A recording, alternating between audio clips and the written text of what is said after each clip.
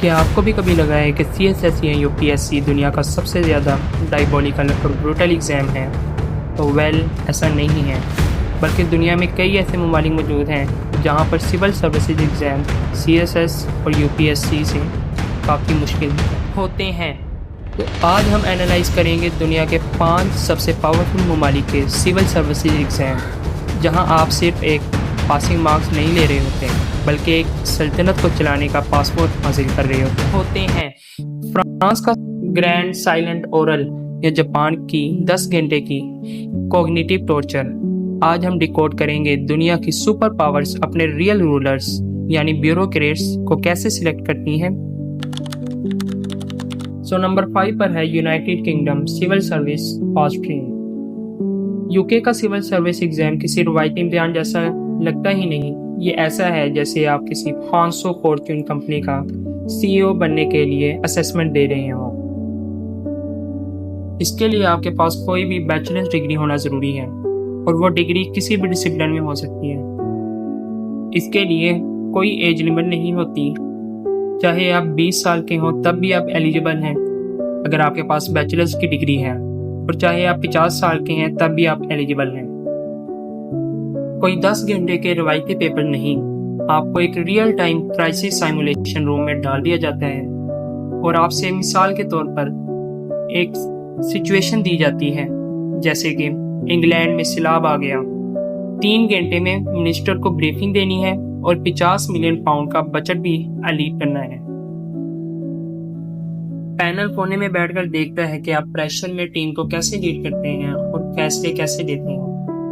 अगर आपका fast stream clear हो जाए तो 3 साल के अंदर आप direct white hall, cabinet office या फॉरेन ऑफिस में सीनियर एग्जीक्यूटिव लीडरशिप रोल में शिफ्ट हो जाते हैं। Rapid growth, zero red tape. Number 4 पर है Japan national public service examination. Guys, जापानी ब्यूरोक्रेसी वो फोर्स है जिसने जापान को वर्ल्ड वॉर 2 के बाद दोबारा जीरो से सुपर पावर बनाया, और इनका इम्तिहान it's absolute enemy level mind game.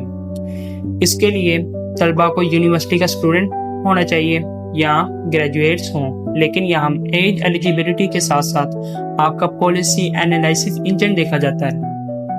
Japan आपसे मज़ामीन लिखवाकर टाइम वेस्ट नहीं करता। इनका पेपर होता है speed, logic and problem solving. आपको एक पेपर में इंतहाई पेचीदा इकोनॉमिक डेटा, गवर्नमेंट रेगुलेटर्स और टेक्नोलॉजिकल चैलेंजेस का डेटा दिया जाता है। आपके पास चंद घंटे होते हैं ताकि जापान के अगले 10 साल का पॉलिसी ब्लूप्रिंट तैयार कर सकें। It's high stress fast paced processing. पास होने वाले एलाइड ब्यूरोक्रेट्स डायरेक्ट मिटी, ministry of economy, trade and industry या मिनिस्ट्री ऑफ फाइनेंस में जाते हैं। ये वही लोग हैं जो जापान के फ्यूचर AI पॉलिसी और टेक रेवोल्यूशन के फैसले करते हैं। नंबर 3 पर बात करते हैं एक ऐसे मुल्क की जहां के सिविल सर्विस एग्जाम ने मुल्क को 5 प्रेसिडेंट दिए हैं। Welcome to France INSP। France में इन आला अफसरान को कहते हैं इनार्क्स यानी ब्यूरोक्रेट्स, और ये मुल्क का हकीकी ब्रेन समझे जाते हैं। फ्रांस आपकी सिर्फ बुकिश नॉलेज नहीं देखता, यहाँ अप्लाई करने के लिए आपका मास्टर्स लेवल तालीमी बैकग्राउंड और स्ट्रॉन्ग पब्लिक लॉज, इकोनॉमिक्स और यूरोपियन गवर्नेंस का नॉलेज होना लाजमी है। इसका crazy twist grand oral test है। आपको पैनल के सामने बिठा दिया जाएगा और एक गुमनाम करंट अफेयर या फिलोसफिकल टॉपिक पर सेकंड्स में 15 मिनट की तकरीर और प्रपोजल तैयार करना होगा। No Google, no notes. Select होने वाले तलबा INSP institute national to service public में पढ़ते हैं। फ्रांस गवर्नमेंट इन तलबा को सीनियर यूरोपियन यूनियन डिप्लोमेट या मिनिस्ट्री हेड के तौर पर पोस्ट करती है। VIP status in Europe. अब चलते हैं प्रोस में। India's UPSC civil service examination. अगर CSS मुश्किल है तो UPSC दुनिया का सेकंड हार्डेस्ट एग्जाम माना जाता है। 10 लाख से ज़्यादा कैंडिडेट्स अप्लाई करते हैं और सीट्स कितनी होती हैं? सिंपल 1000 के करीब, और फेलियर रेट है 99.9%। इसके लिए तलबा के पास ग्रेजुएशन डिग्री होनी चाहिए। और एज 21 to 32 ईयर्स। लेकिन यहाँ पर महदूद अटेम्प्ट्स होते हैं। जनरल कैटेगरी के पास सिर्फ 6 चांसेस होते हैं। यह 3 मराहिल का एक ग्लैडिएटर मैच है।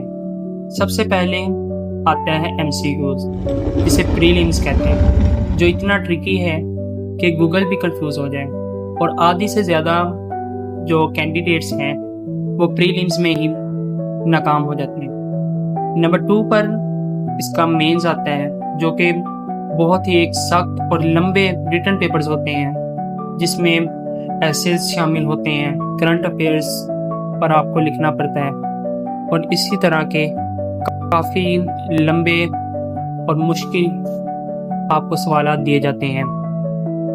और नंबर 3 पर आता है पर्सनैलिटी टेस्ट, जहां आपका IQ नहीं, आपकी मेंटल टफनेस देखी जाती है। अगर सिलेक्शन हो गई तो आपकी एंट्री होती है पहाड़ों में मौजूद खूबसूरत वादियों में Lal Bahadur Shastri national academy.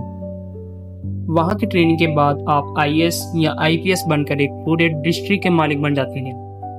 Number 1 पर है हमारा अपना central superior services CSS exam. Guys, CSS सिर्फ एक टेस्ट नहीं है, ये पाकिस्तान में पावर और प्रोटोकॉल की आखिरी सीढ़ी समझी जाती है। लेकिन इसका सक्सेस रेट जानना चाहते हो? सिर्फ 1.5 to 2%। इसके लिए आपके पास बैचलर्स की डिग्री होनी चाहिए और एज 21 से 30 इयर्स होनी चाहिए। CSS में सबसे पहले आता है रिटन एग्जाम, जो कि 1200 मार्क्स पर मुश्तमिल होता है, जिसमें 6 ऑप्शनल सब्जेक्ट होते हैं, 6 कंपल्सरी सब्जेक्ट होते हैं। इस तरह हर सब्जेक्ट 100 मार्क्स का होता है और टोटल 1200 मार्क्स एक कम्प्रीहेंसिव रिटन एग्जाम होता है, जिसके लिए आपको हर सब्जेक्ट में 50% मार्क्स पास होने के लिए लेने पड़ते हैं, और यूँ इंग्लिश ऐसे में ज़्यादातर लोग फिल्टर आउट हो जाते हैं। रिटन एग्ज़ाम पास करने वाले कैंडिडेट्स का साइकोलॉजिकल असेसमेंट होती है, कि मेडिकल टेस्ट, और आखिर में फाइनल इंटरव्यू होता है। अगर आपने इंटरव्यू पास कर लिया तो आपको मिलता है civil service academy CSA Lahore का टिकट।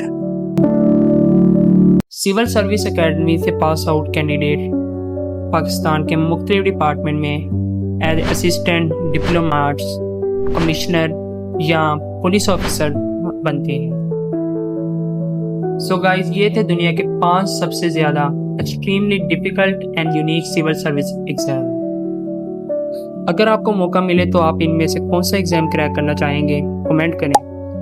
और अगर आपको इस वीडियो का वर्थ मिला हो तो don't forget to like, share and subscribe the video. Until then, Allah Hafiz.